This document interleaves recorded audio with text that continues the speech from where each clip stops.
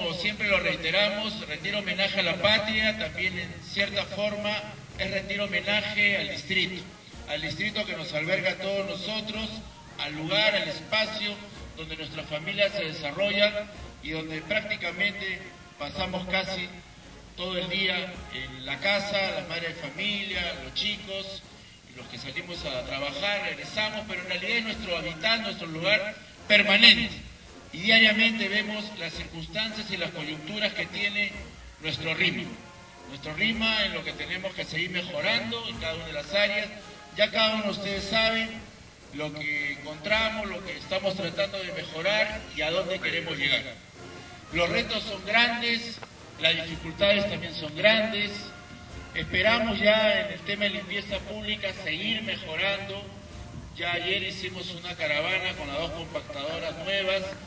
Hemos aprobado un leasing que va a permitir tener dentro de algunos meses 3 compactadoras más de limpieza pública, con lo cual creo que el servicio de limpieza ya será óptimo al 100%.